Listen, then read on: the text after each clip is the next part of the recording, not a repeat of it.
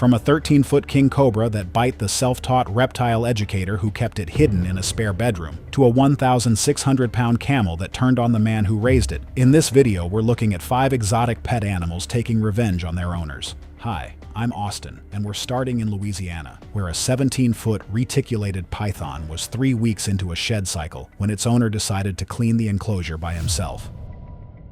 It was August 14th, 2014. Baton Rouge in the middle of summer is its own kind of miserable, the kind of heat that doesn't care that the sun went down hours ago. It just sits there, pressed against everything, soaking into the concrete, hanging in the air between houses. On the eastern side of the city, in a quiet residential block of chain-link fences and cars parked tight to the curb, nobody was outside that night. Nobody needed to be, but the sound still traveled just fine. Travis Mercer was 38 years old, a man who had spent the better part of his adult life doing HVAC work across the region, crawling under houses, climbing onto rooftops in the Louisiana summer, fixing things that other people couldn't see.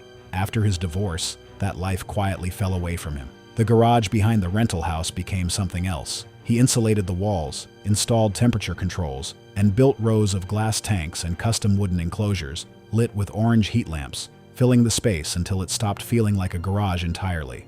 If you'd walked in without knowing what it was, the smell would have hit you first. Cedar, musk, and warm recycled air sitting heavy at the back of your throat. By the summer of 2014, Travis had more than 20 snakes in there. The centerpiece was a reticulated python, just under 17 feet long and close to 180 pounds. He had owned it for several years and talked about it the way some people talk about a dog they'd raised from a puppy. But here's what most people don't understand about reticulated pythons. They are the longest snakes on Earth. Confirmed adults regularly push past 18 feet, and documented cases go well beyond 20. They are not slow, passive animals. They are ambush predators, heavily muscled and fast-striking, built to take down prey much larger than most people would expect. They don't use venom. They coil around whatever they've got hold of and squeeze, not to crush bone, but to stop circulation. The heart can't push blood forward against that kind of sustained pressure. How well you think you know an animal has never changed any of that. For nearly 3 weeks before that August night, the python had stopped eating. It had entered a shed cycle, the period when snakes slough off their old skin and become acutely sensitive to touch, light, and movement.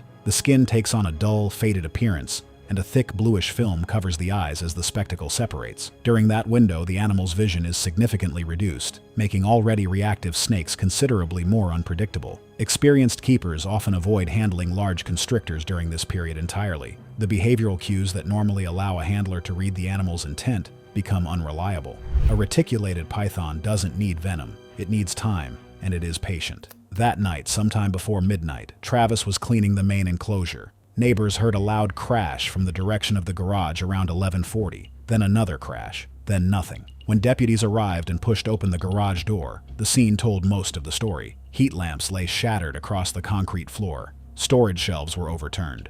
A bent snake hook lay a few feet from an open transport crate, barely 3 feet tall, far too small for an animal that size. The main enclosure door was left wide open. Water from an overturned bowl had spread across the floor near the entrance. Investigators concluded that Travis had attempted to move the python alone during the transfer back into the enclosure after cleaning. Experienced keepers consider solo handling of any reticulated python over 10 feet a serious risk. The conventional standard calls for 1 handler per roughly 5 feet of snake, meaning an animal of this size required at minimum 3 people to move safely. Moving it alone, during a shed cycle, left almost no margin for recovery if something went wrong. At some point during that process, the snake struck and coiled around his torso and neck. The python was still wrapped tightly around him when first responders entered.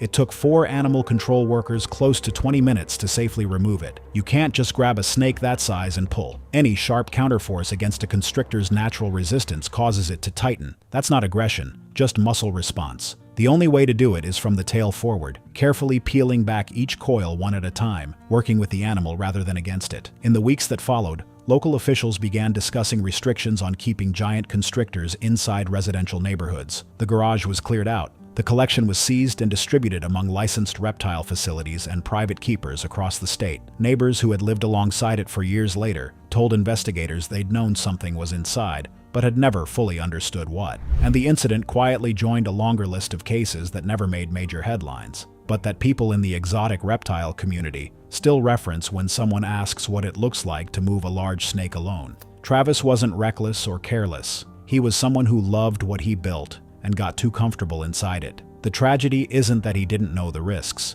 It's that he knew them well enough to insulate the walls and install temperature controls, but not well enough to make one phone call and ask someone to come help him that night. A python that size doesn't announce what it's about to do. It just does it. But this next story involves a different kind of predator, smaller, faster, and for months, sending every signal imaginable before anyone acted on it. It was May 3rd, 2016, and the desert east of Tucson was moving into the kind of afternoon where heavy rain comes fast and leaves damage behind. Standing water in enclosures, silt across pathways, and decisions that can't wait until morning.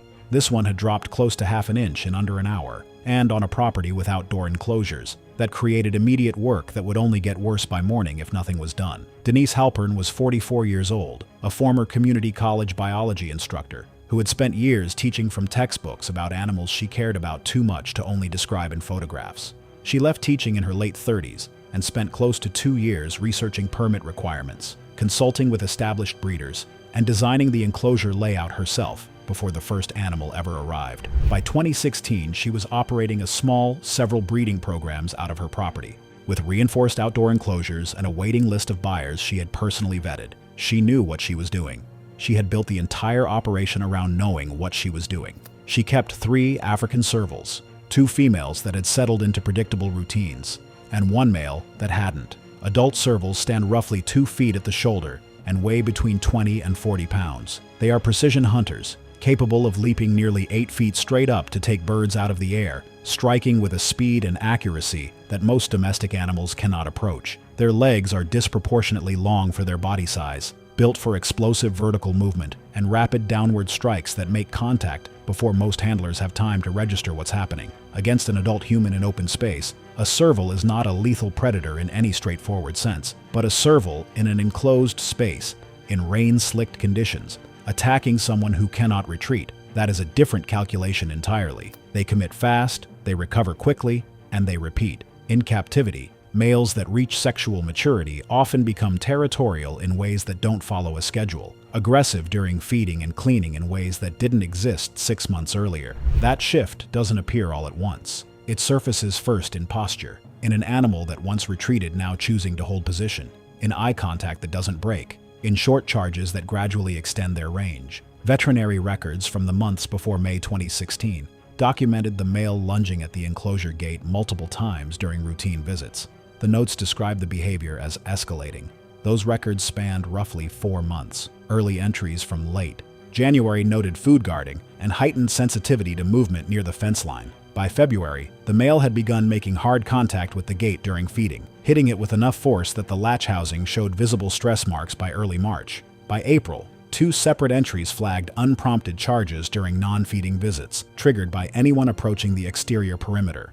In a different setting, that pattern would have prompted immediate changes to access protocol. Here, the entries were documented and filed. That afternoon, heavy rain had pushed standing water into portions of the outdoor enclosure. The flooding was significant enough that the pen needed attention before the following morning, but not so dramatic that it felt like a crisis requiring extra help. The male serval had been fed several hours earlier and had moved to the far end of the enclosure, a positioning detail that, from outside the gate, likely made entry feel like lower risk than the record suggested it was. Denise went in alone, carrying cleaning equipment, the way she had dozens of times before. What investigators pieced together afterward was this: the male serval attacked after Denise moved between the animal and the enclosure's exit gate. Whether she stepped there by accident or shifted position while working, the animal responded the way it had been signaling it might for months. Positioning between a captive felid and its perceived exit, even unintentionally, activates a territorial response that overrides prior conditioning with very little transition time. A serval does not kill the way a large felid kills.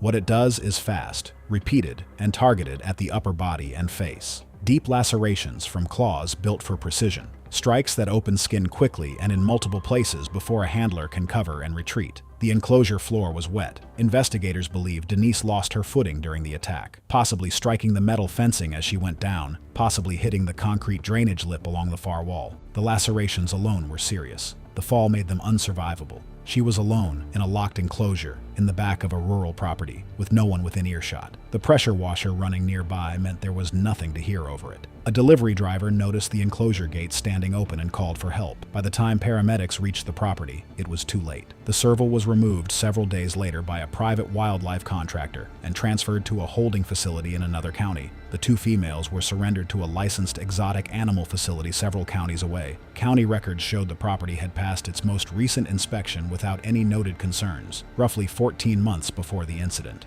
The veterinary records, the ones documenting weeks of escalating behavior, were reviewed during the investigation. No prior authority had ever intervened based on them. The records existed. They had simply never triggered the response they implied was necessary. What makes Denise's story the hardest to sit with is that she did everything right. The research, the permits, the records, the design. She wasn't cutting corners. She was just 1 degree of caution short on the one afternoon it mattered most. The animal didn't surprise her because she was careless. It surprised her because she had earned enough confidence to stop second-guessing herself. The next story involves a man who didn't just keep dangerous animals, his business was bringing them to birthday parties. A self-claimed, self-taught reptile educator, but in the end, one of his own animals took his last breath. It was September 21st, and the suburbs outside Mobile had gone quiet by the time Eric Vaughn finished unloading frozen feeder animals from his truck and headed inside. The street was the kind of residential block where houses sat close enough together that people noticed routines without meaning to. Which trash cans went out on which days, whose porch light stayed on past 10. To the neighbors who noticed, Eric's truck arrivals were a routine that happened regularly. The coolers came out, the garage door opened,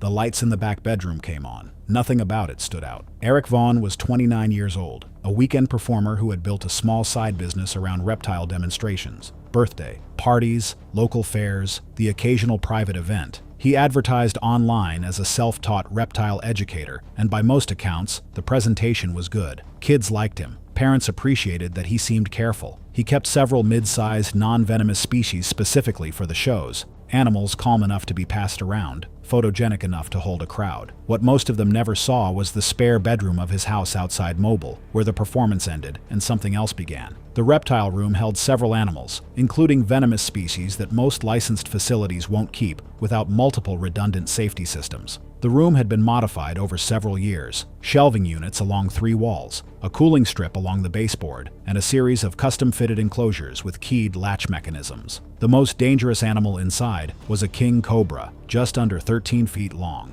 King cobras are the longest venomous snakes in the world, with large adults reaching over 16 feet. Unlike most venomous species that strike once and retreat, king cobras are active and alert in a way that separates them from nearly every other snake a handler might encounter. They are capable of tracking movement across a room, sustaining a full upright threat display for several minutes, and distinguishing between different types of stimuli in their environment. Their venom is neurotoxic. It doesn't cause immediate tissue destruction at the bite site, which can cause someone to underestimate the urgency of treatment. Instead, it attacks the nervous system progressively, and in an untreated bite of sufficient volume, respiratory failure can follow within hours. Handlers who work with them professionally note that king cobras require a level of sustained focus that most other species simply do not demand. The margin for distraction is effectively zero. Eric had been seen by neighbors that evening unloading the feeder animals. The garage light went off around 9. He went inside. Nothing more was noted. He didn't show up for a scheduled school presentation the following morning. The school made 2 calls that went unanswered. When a friend drove over to check on him later that morning, the front door was unlocked. The house was quiet in the specific way that registered as wrong before anything visible confirmed it. Inside the reptile room, one of the enclosures, the largest one, positioned against the far wall, was standing partially open. The latch had not engaged. Eric was found collapsed in the hallway outside the room, with bite marks on his forearm. Based on the position of his body relative to the enclosure and the hallway door, investigators believed he had made it out of the room before losing the ability to continue. The king cobra was eventually located beneath kitchen cabinets, nearly 20 feet from the enclosure. It had moved through a gap under the reptile room door and traveled the length of the hallway in the hours between Eric's collapse and the following morning. Emergency crews shut down the property for several hours while reptile specialists worked to safely capture the animal. 2 neighboring homes were asked to shelter in place during the operation, though the snake was recovered without further incident. Investigators later found that several enclosure locks in the room had not been fully secured, a detail consistent with someone working alone, handling multiple animals in sequence, and not completing the final steps on each enclosure before moving to the next.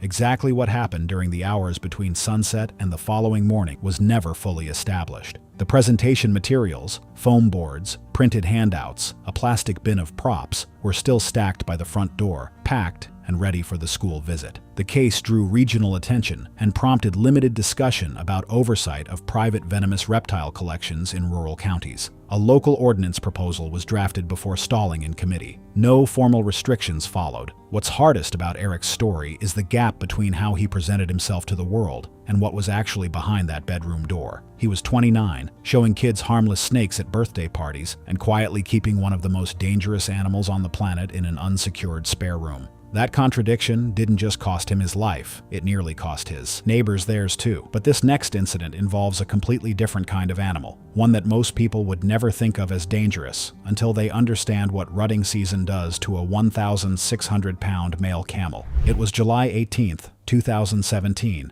and the morning outside Spokane arrived with the kind of early summer light that makes wooded properties look quiet and harmless. Long shadows across the grass, birds already moving, the day beginning before the rest of the world caught up. The property sat back from a 2-lane county road behind a gravel pull-in and a line of Douglas firs that broke the wind off the ridge. From the road, you could see the roof line of the main structure, the corner posts of a large livestock enclosure, and, depending on where the animal was standing, the outline of the camel itself, a silhouette that rarely failed to make passing drivers slow down. Martin Kessler was 51 years old, a man who had spent the better part of 2 decades working state fairs and rural expos, hauling trailers across the country with a rotating cast of exotic animals, Bactrian camels, zebras, large tortoises, the occasional big cat on short-term loan from other operators. He had managed them all, often alone, often on the road. By 2017, he was retired from the circuit and living alone on the wooded property outside Spokane. He had kept several animals on the land over the years, but the one that had stayed was a male Bactrian camel he'd taken in as a juvenile from a small operation that had shut down. He had raised it through its awkward adolescent stage, managed its first full growth, and worked with it through multiple seasonal cycles. The camel was fully grown now, over 7 feet at the hump and close to 1,600 pounds. Bactrian camels, the 2-humped variety native to Central Asia, are among the largest land animals kept in private hands in the United States, and their size alone changes the math on what a behavioral shift means in practical terms. For most of the year, Martin managed him the way someone manages any large animal they've known for years.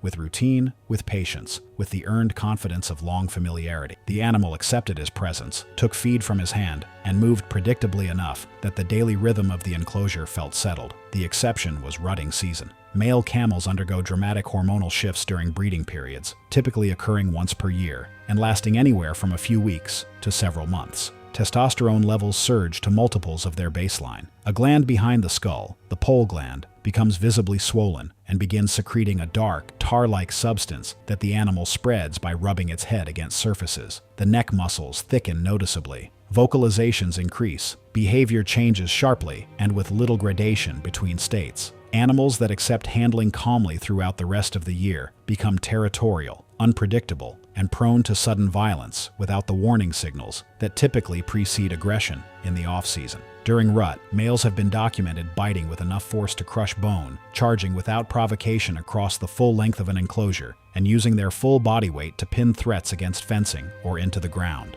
Even experienced handlers with years of familiarity treat this period as a fundamentally different relationship. The animal is physically the same, the behavioral contract is not. For a week before July 18th, neighbors had noticed the camel ramming the perimeter fencing and pacing aggressively near the gates. The behavior was visible from the road, the animal moving in tight, restless circuits, stopping at the fence line, pushing against the posts with its chest and shoulders. One neighbor later told investigators the pacing had started in the early mornings and gone on for hours at a stretch. The pole gland discharge had left dark staining along the top rail of the fence in at least 2 locations. The signals were not subtle. That morning, Martin entered the pen carrying feed buckets shortly after sunrise. The gravel lot outside the enclosure showed tire marks consistent with his truck being parked in its usual position. Several hours passed. A delivery driver arriving at the property mid-morning found the enclosure gate bent inward, the lower hinge forced off its mounting, and feed scattered across a wide area of the pen. The buckets were on opposite sides of the enclosure, suggesting the attack had begun early in the feeding process. Investigators determined the camel had knocked Martin down before stomping and pressing him repeatedly into the ground near a wooden fence post. The post itself had been cracked at its base. Damage to the fencing was consistent with a sustained attack. Responders could not safely approach the enclosure without tranquilizers and heavy equipment. The camel was still active when the first units arrived. County officials shut the property down permanently in the weeks that followed. The camel was transferred to a licensed exotic animal facility several hours away. Martin Kessler had worked with large animals longer than most people in that line of work last. He had earned his confidence across 20 years and thousands of encounters, and in the end, the animal that knew him best was the one that didn't make an exception. The warning signs were there, visible from the road, for days, but familiarity has a way of narrowing what a person is willing to see. This next case involves a woman who documented everything, kept meticulous records, photographed every session, and still could not outrun a fraction of a second. It was February 9th, 2015, and the converted closet in Nadia Ruiz's Tampa home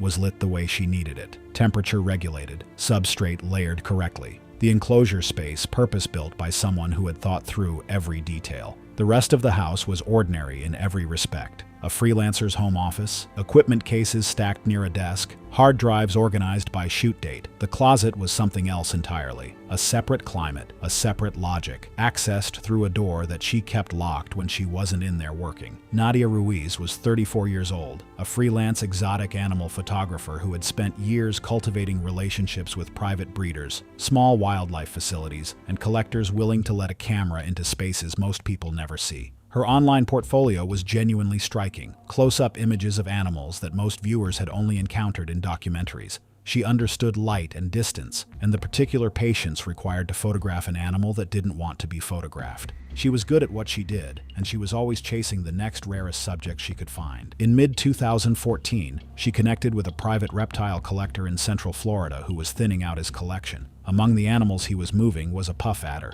a thick-bodied African viper she had photographed once before at a small private facility and had never quite stopped thinking about. She left that meeting with the snake in a secured transport container and a permit she had filed for several months earlier. Back at her house in Tampa, she converted the spare closet into a dedicated enclosure space, temperature regulated, locked, and purpose-built. She photographed every session. She kept handling logs. She posted the images online with the precision of someone who understood both animals and audiences. For 6 months, the routine was consistent and uneventful. What makes puff adders so deadly is not what most people expect. The snake is not aggressive by nature. It moves slowly, spends most of its time completely still, and rarely seems agitated in the way that puts handlers on alert. But it is an ambush predator, and its strike is among the fastest recorded of any snake species on Earth. A full extension and retraction in fractions of a second, far faster than human reflexes can register. Its venom is cytotoxic, meaning it attacks tissue directly, breaking down muscle and causing destruction that spreads outward from the bite site.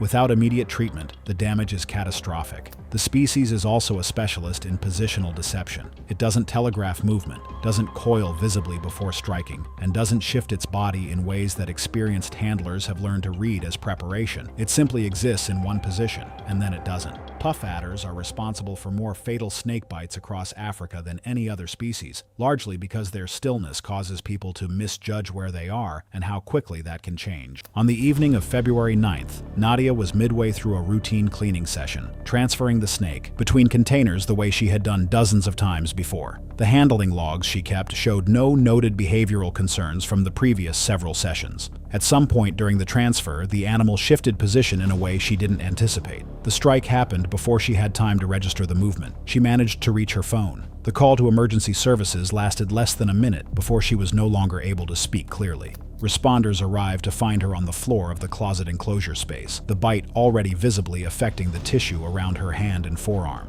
They identified the snake within minutes, but the nearest facility equipped to administer the correct anti-venom was not close, and the timeline was already working against her. Cytotoxic envenomation from a puff adder of that size moves faster than most emergency protocols are built to handle when the right antivenom isn't immediately on hand. She did not survive the night. Investigators reviewed her handling logs and the online posts she had made, documenting her sessions with the animal over the preceding months. What they found was a clear progression. Early caution gradually replaced by confidence, safety protocols that had become abbreviated over time. A handler who had spent 6 months building a routine with an animal whose danger had never diminished, only becoming easier to forget. The snake was transferred to a licensed reptile facility. Her case was later referenced in regional discussions about private venomous reptile permits and whether existing oversight requirements were sufficient to account for the risks of solo handling. The closet enclosure was dismantled. The portfolio she had spent years building remained online for some time after she was gone.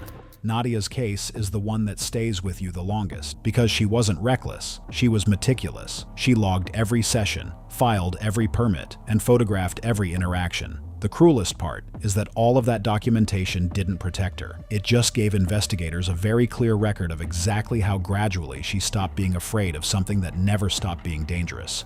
6 months of documentation, 6 months of building trust, and then less than a second. Every dream she had worked for disappeared right in front of her eyes in a single moment.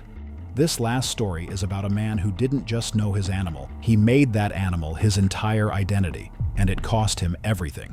It was the morning of October 28, 2018, and the storms that had come through Oklahoma City the night before had left the small roadside wildlife property outside town quiet and slightly damaged. Broken branches along the fence line, puddles across the gravel lot, and a latch on the main enclosure that needed fixing before visitors arrived.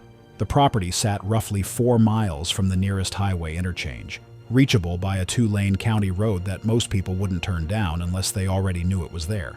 A hand-painted sign at the turnoff, a second one, smaller, closer to the entrance. The kind of place that exists somewhere between zoo and personal project, sustained mostly by word of mouth and the genuine enthusiasm of the person running it. Leonard Pike was 47 years old, a man who had spent most of his working life in the roadside attraction business. He charged a small admission and guided visitors himself, narrating each stop along a worn dirt path that looped through the grounds.